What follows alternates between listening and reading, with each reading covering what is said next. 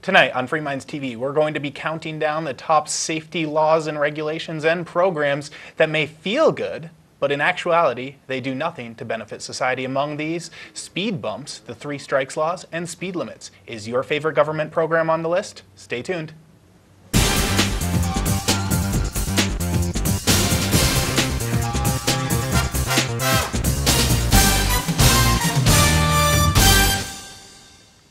And welcome to a brand new edition of Free Minds TV, where we challenge you, the viewer, to think outside the box. With you, as always, is Toby. And Nick. And we'd like to invite the viewers to log on to our website, freemindstv.com. If you're new to this show, check out the archives. Also, check out the radio side. We are live on Sundays from 3 to 5 p.m. Eastern Standard Time, freemindstv.com. All right, we have a full show to get to today, Nick. We are going to be straying away from our usual path of picking on different states, countries from around the world for their asinine laws, and we're going to just be sticking right here to the United States for the most part. We'll be going over a little bit, but we're not jumping around from news article to news article like we normally do. We're going to be sticking to just one blog, and that's crack.com. They recently put up a blog that was counting down some of the top regulations and rules that government puts in place that are supposed to help us, these safety rules, but in actuality, they either do nothing or do the opposite of what their original intent was. Yeah, and as you're going to see, it's a lot of pretty well-supported programs that people, they seem to think, well, yeah, it's common sense. As we said in the beginning, speed limits and speed bumps. People just assume that they must work pretty well at making people safer. Otherwise, we wouldn't still have them. Well, a lot of the policies we live by are pretty irrational, and just because you would assume that the common sense thing to do is to repeal a law or a policy that's not actually making people safer, quite often they just leave them on the books. Right. Well, as I stated before, a lot of these are feel-good laws. They make people feel good when they're passed. This is really going to help keep people safe, but in actuality, a lot of them don't. Now let's start off here with speed limits. You mentioned it, I mentioned it, and speed limits are the first feel-good law that we're going to be picking on. Speeding is a major cause of fatalities while driving behind the wheel. It's one of the #1 causes. I mean, speed kills. You've heard it before. It's probably not a good idea to go too fast for the road, which is too fast that the road is designed for. So it makes sense to have speed limits, right? In 1974, the federal government put a 55-mile-an-hour cap on speeding. That was both for fuel economy, and it was supposed to keep people safe as well. Well, in 1995, when the federal government repealed this and allowed the states to make up their own maximum speed limits, Montana decided to remove all non-urban speed limits from their state. And what happened? You'd think with no speed limits, people are out there killing each other on the road, driving as fast as they can as maniacs. After all, there's no law that says they can't. No, that's what politicians would lead you to believe, is that if we didn't have speed limits in place on the highways, people would be going 200 miles an hour if they could do it in their vehicle. Well, in actuality, what they found after a few years after Montana decided to repeal all their speed limits on non-urban roads is there was actually a 0% increase in fatalities. So what they found, and they found this in a number of other studies from around the world, are that these speed laws aren't doing a thing because most people are going to drive at the speed that they feel comfortable at. There are a few maniacs out there, but I mean, if they're willing to risk their lives by driving 200 miles an hour down the road that's unsafe, well, they're not really caring about the speed limits either. People generally, and a number of studies have found this. If you want to check out the show notes, all the references are up there at forum.freemindstv.com. But what the studies show is besides the few madmen that aren't being deterred by these speed laws anyways, they're going to speed regardless, most people simply drive at a speed that is safe. So having a law out there that says you can only drive so fast, well, what's it doing? It's creating jobs for traffic cops, and as well as a whole lot of government revenue in these speed fines. I mean, they've shown that if they want to stop speeders, they put up the cameras, and every speeder will be caught and people will stop. But they don't want to do that. It's more for revenue and also governmental control. And like I said, it's a feel-good law. Yeah, and as the article put it, people don't speed because, excessively because they aren't completely retarded, most people. And that's, a sane person is not likely to go over 100 miles an hour. I mean, maybe in the flat part of Montana, but they're not likely to go faster than what they feel comfortable doing. And those people who will, they don't care about the speed limits. They don't care about the signs telling them not to. All right, we do not got to move along because we have 11 of these to get through. That's only the first one. Let's go to something else that most people take for granted. It seems so obvious that these save lives, and implementing speed bumps is common sense, right, Nick? Well, you would think so. I mean, if you're going to agree with the idea of having these speed limits, at least on the highway, you're likely to agree with the idea of speed bumps because, well, they'll force people to slow down in areas where they should drive slower. But the fact of the matter is they're not very effective. Beyond making your CD player skip, what they serve to do that's detrimental to you is make ambulances slow down. So it takes them longer to get to emergencies, which is not a good thing if you're in the middle of having a heart attack or a stroke and a couple of minutes count. Now, the article actually referenced a study in Boulder, Colorado that found speed bumps kill as many as 85 people for every one life they save. That's not a very good track record at all. 85 to 1? No, it's not a very good track record. And I can imagine in a town that has a lot of speed bumps, we don't have a whole lot of them here in Keene, but I can see how if you had a lot of speed bumps, it would force an ambulance to slow down to 15 miles an hour, speed back up, and slow down Seems again. that if you're on one of those roads that has speed bumps everywhere, well, your life is in danger. I mean, more so that if there is an emergency, you have to get to the hospital than if you were, say, crossing the street. How about this? Look both ways. All right, moving right along. The next one is, let's pick on the tobacco company a little bit. In 1999, Philip Morris opened up the They'll Listen campaign, which encouraged children to talk to their parents, or parents rather, to talk to their children about the dangers involved in smoking. Now, smoking's not a very good idea, but critics of this program argued that it was having the opposite effect it was meant to. Philip Morris said it was a success. Out of 60% of parents who were aware of the ads, 54% of them talked to their children. So the ads worked. Parents talked to their kids about smoking. But did the talks work? What further studies showed is absolutely they do not work. In fact, reverse psychology took a hold, and kids whose parents talked to them about smoking through the Let's Talk, They'll Listen campaign were actually 12% more likely to try smoking or smoke within the past 30 days of talking to their parents. Now, statistics are statistics and they can mean different things. Maybe the parents who are talking to their kids, the kid's already smoking, so yeah, they have a more likely chance of smoking, but I can see some truth for it. What teens took from this, the teens they surveyed who smoked because their parents talked to them was, well, we were both basically being told teens shouldn't smoke. It's okay to smoke if you're an adult or a parent, but if you're a teenager, you shouldn't smoke, so you get the forbidden fruit effect. Now, why is this program, why is this one making it to the top 10 governmental programs or top 11 governmental programs? Well, it was government policy that dictated that Philip Morris had to create such a campaign. So if it wasn't for government policy out there, well, Philip Morris would have just gone killing people the old-fashioned way through advertising. Yeah, I mean, they're a tobacco company, so you have to wonder how much they wanted their campaign to work, because kids are some of their best customers and they're their future customers. The government told them to do it. The government told them to do it, and I've seen this not just applied to this particular anti-smoking campaign, but I've seen, I think it was a study out of either Minnesota or Michigan that found that one of the anti-smoking campaigns there that was targeted at younger people made them more likely to want to try smoking after they had seen the ads, as opposed to people who just hadn't seen the ads. So there is some pretty good evidence that these anti-smoking campaigns targeted at teens backfire. Yeah, I mean, there's many different reasons. Each ad is different. A lot of the time, though, it's, well, you're condescending when you're talking to them, treating teens like they're stupid, and not all the time being truthful with them. The Truth campaign, it's not always so truthful. So, hey, there's a program that failed, and I'm sure we'll see many more like it fail along the lines, but at least I think the They'll Listen campaign is dead. All right, Nick, we got to move right along. What's number 4? California's Healthy Lunchbox program. Now, a lot of kids in California were overweight, like kids are all around the country. That people call it an obesity epidemic.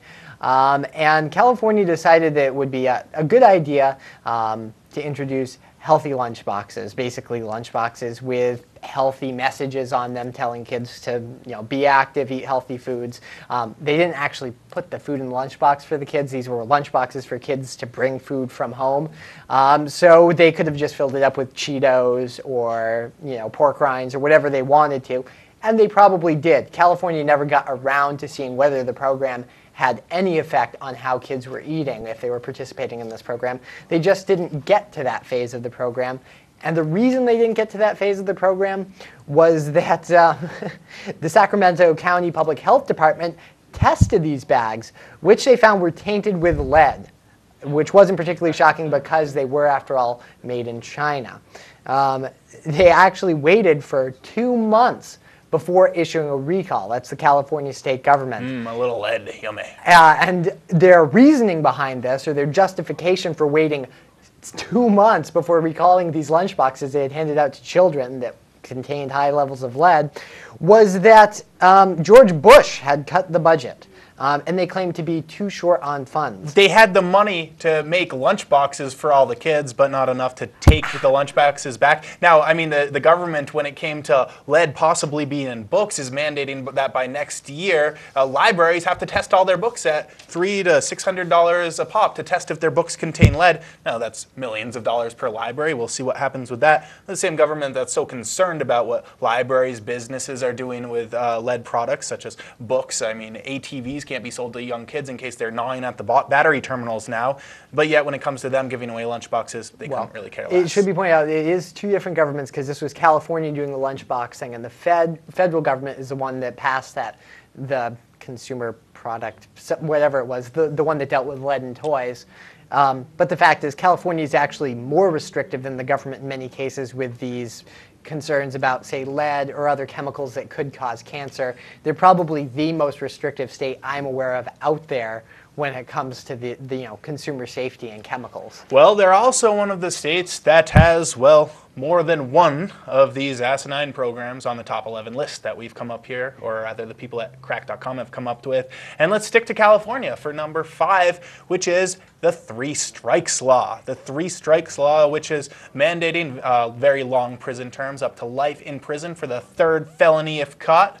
Well, turns out it doesn't work so well. I mean, you'd think it would work. Psychologists have found that if someone's willing to commit 1 felony or 2 felonies or 3 felonies, they're more likely to commit more felonies as they go throughout life. So what should we do? Well, let's lock them up on the 3rd, regardless of what that felony is. California instituted this law in 1994. Several other states followed suit after statistics were released that showed the program's a success. Previous to California passing this law, before 1994, crime rates and violent crime and felonies had been skyrocketing. Crime was through the roof, higher numbers than ever before.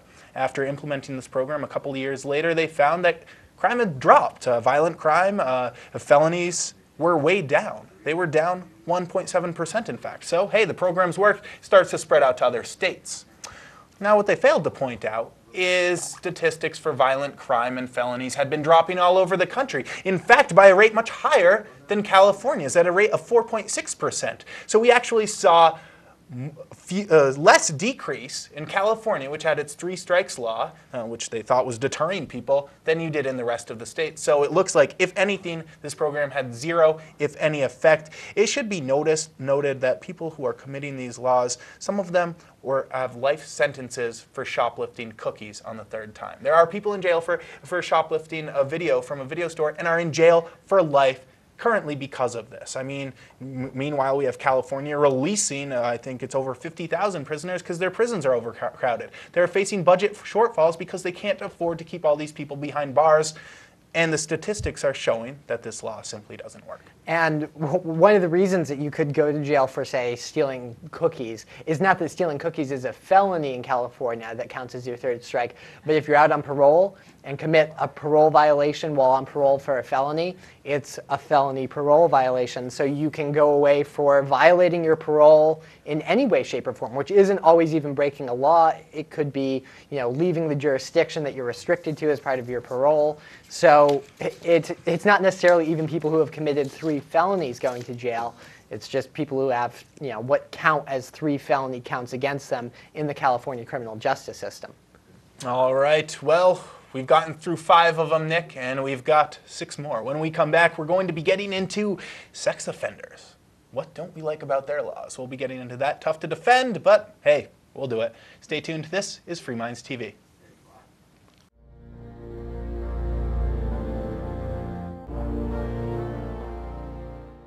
Hey, Ridley here from RidleyReport.com. Just wanted to urge Monadnock area viewers, please take Free Minds TV in moderation. You don't want your head to get loose and go floating around. Also, when you get to the courthouse for jury duty, please don't let the judge trick you. Don't ruin people's lives without good cause. You have the right and the duty to acquit. any accused lawbreaker if you dislike the law. Visit FIJA.org to learn more. Free Minds TV is brought to you in part by Life Productions for your basic and semi-pro video production needs. From full wedding and event coverage to DVD authoring and distributions, lifeproductions.com, that's lyfproductions.com. I'm Sam with OTN, and you're watching Free Minds TV, one of the few media sources that asks you to think for yourself.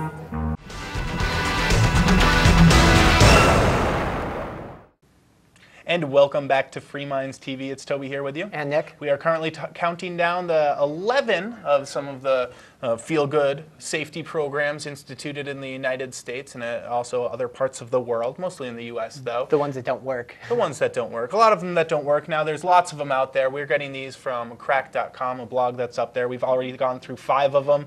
We've got 6 more. So let's continue right along here. We're going to be getting into stuff about sex offenders, what we don't like about them. But first, number 6 has to do with the Amber Alert. Yep, and the Amber Alert was created in response to a highly publicized abduction and murder of 9-year-old Amber Hagerman. It's a system put in place to help find lost and abducted children by flooding the highways. You know, you'll see the road sign, illuminated road sign announcements, as well as radio and television stations in the area with information about the missing child. Now, people are going to say that this is a good program. It's going to help find children before they can be hurt by quite likely pedophiles are one target of this program, or any psycho that's abducting children and is going to do bad things to them. But it's more like a hole in the wall being covered with poster, according to the article, than actually plastering that hole over as you should. From 2003 to 2006, independent researcher Timothy Griffith conducted the first third-party investigation of the Amber Alert system, and he found that while state and local governments were claiming huge numbers of children were rescued, they were actually making it up. Most of the children who were saved by the Amber Alert hadn't been in any danger in the first place. In most cases, they've been taken by legal guardians arguing over custody rights. The few children who were abducted by people who were actually going to do bad things to them had the bad things done to them. They usually died before the Amber Alert could even go online, because if you're a deranged psycho who's going to kidnap children and kill them, you're probably not going to wait all that long in between kidnapping them and killing them. And it should be noted that fully half of the alerts, Amber Alerts in 2004 were issued on children who were in no danger whatsoever. And 48 of the 233 alerts that year were issued for children who hadn't been abducted at all. So what you have here is a system that's supposed to make people feel more secure with their kids, make them feel like that, there's a way to get their kids back if they get abducted. But number one, it's a false sense of security. So people are going to think that, well, we have the Amber Alert system. It's easier to get a kid back if I lose them to somebody who abducts them. And what it also serves to do on the flip side is make people feel more anxious when they see that there's more Amber Alerts being called in. They must think that child abduction is on the rise, when in fact it's probably just people using the system more frequently when it should not be used, when there is no abduction at all, or it's not an actual abduction, it's just an argument over custody. The other thing it does is it focuses all police who are in the area on searching for that child. Well, there's other crimes going on and other resources they should be putting their time into, but hey, that's what it is. We got to move on, Nick. We're going to be getting into mine. I think it's number 7. Are we at 7 now? Anyways, it's to do with sex offenders and sex offender registries.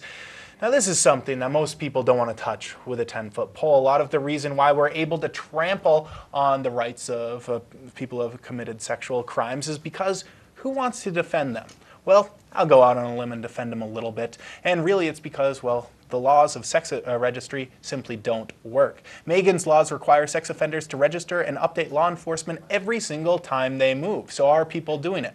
Well, if you have to move somewhere and let your neighbors know that you're a sex offender, and you have to let the police know, there's a high probability that after doing it a couple times, you're just going to stop and you'll completely just kind of vanish from the grid.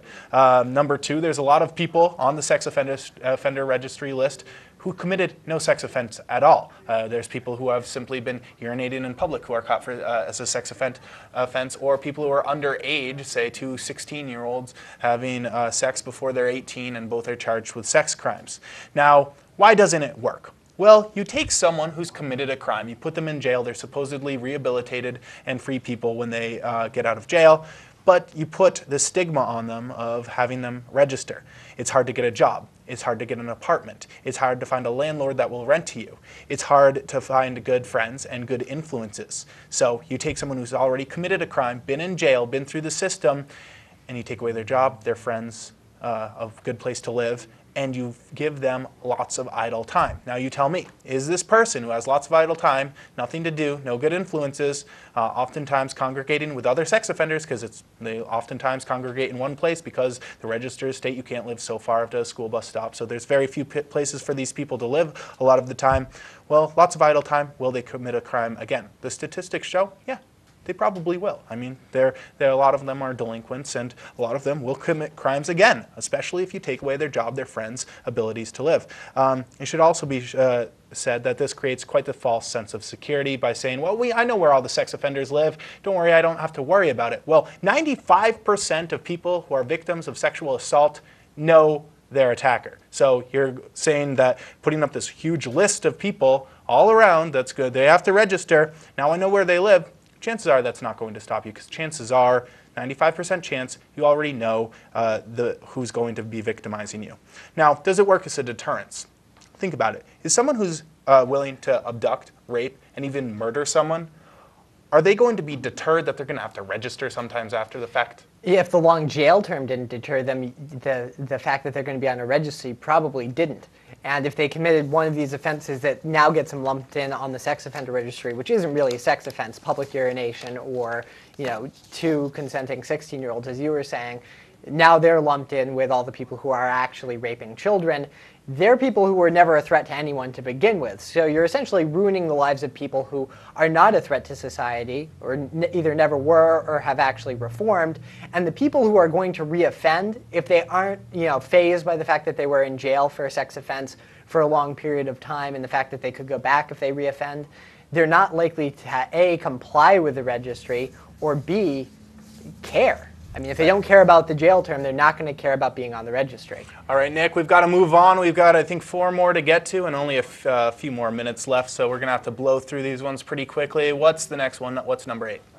Well, number 8 is a specific safe haven law. Now, a lot of people are familiar with safe haven laws. These are pretty much, I think, every state has one, where if young mothers want to, essentially abandon the baby, give it away, as opposed to just leaving it on the street or throwing it in a dumpster, they can bring it to a safe haven. Now, in some states, that's a fire department. In others, that's a police department. But they have an amnesty, so they can hand the kid over to people who are actually going to take care of it and put it up for adoption, as opposed to just abandoning it. Sounds like a good idea. And it is. They are fairly effective. They're not that widely used, but they have been somewhat effective in giving usually young mothers a place to drop off their infant kids where the kids won't be harmed.